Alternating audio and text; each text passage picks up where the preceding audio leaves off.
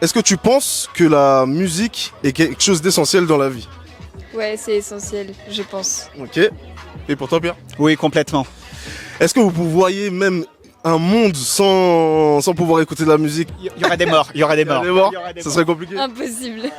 Ça serait horrible, ça serait vraiment tragique. Est-ce que vous pensez que vous pourrez survivre sans musique?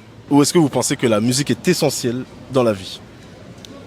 Je pense que j'ai trop l'habitude d'écouter de la musique au quotidien. Ça fait partie, enfin ça rythme mes journées. Donc je pense que c'est accordé à mes sensations chaque jour. Et peut-être que ça a une influence directe parfois sur mon état d'esprit. Sur une période relativement courte, je pense que ça peut faire du bien de couper un peu. Mais je pense que sur le long terme, non, je pourrais pas. Est-ce que tu penses que tu pourrais vivre dans un monde sans musique? Non, Du tout. du tout. Pourquoi?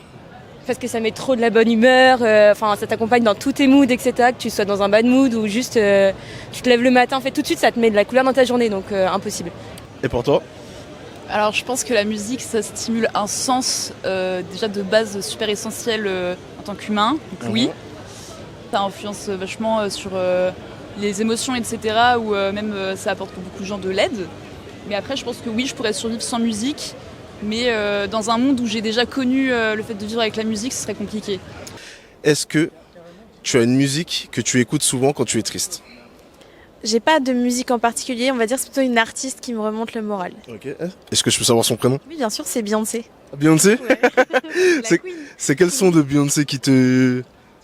Qui te met Franchement, il y en a plusieurs qui vont vraiment me rebooster. C'est plutôt, en fait, moi j'écoute beaucoup par album. Son album Fort, qui est un peu ancien, avec des sons genre Get Me Bodied, etc. C'est des sons qui vont me booster. Ou alors Ground Woman aussi, c'est un son qui me donne la pêche. Ok. Damso. Damso? T'as un titre en particulier ou pas?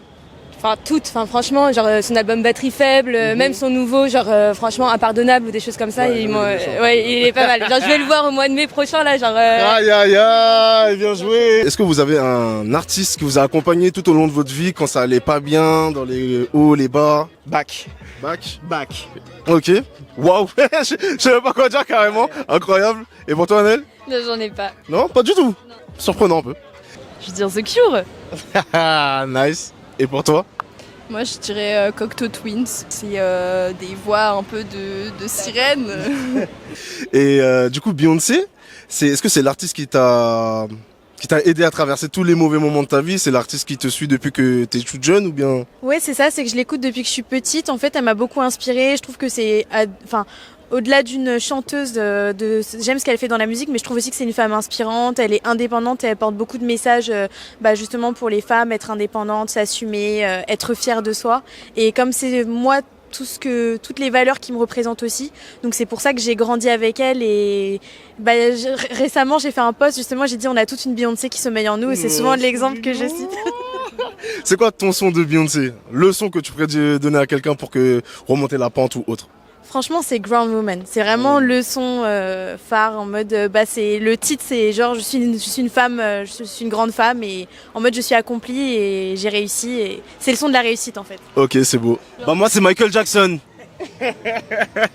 Est-ce que tu pourrais me dire quel instrument te fait ressentir de la joie et quel instrument te fait sentir de la peine? Le violon me fait ressentir beaucoup de peine très régulièrement. Et la guitare aussi, les guitares espagnoles. Vraiment quand j'ai envie de me faire du mal, du flamenco. Ouais. Violon. Violon? Ouais, violon. Ok, simple. Tu peux pas développer? Bah après ça dépend, genre la personne qui joue mal évidemment ça va pas me faire ressentir des bonnes émotions, mais en vrai je trouve juste ça prend au trip, enfin tu vas avoir un concert de violon ou un truc comme ça, tu peux tout faire, des musiques récentes, des anciennes musiques, enfin tout. Et pour toi? Je sais pas si c'est une question d'instrument, mais plus d'accords. Ok. Voilà. Ok, bah simple. Elle a répondu.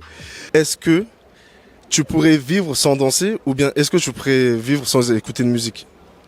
C'est dur ça. Je vois que t'es une danseuse et tout, c'est pour ça que je demande ça. C'est le dilemme cornélien. Pour moi les deux sont très complémentaires, c'est-à-dire que je j'entends de la musique, je danse et si je danse il me faut de la musique.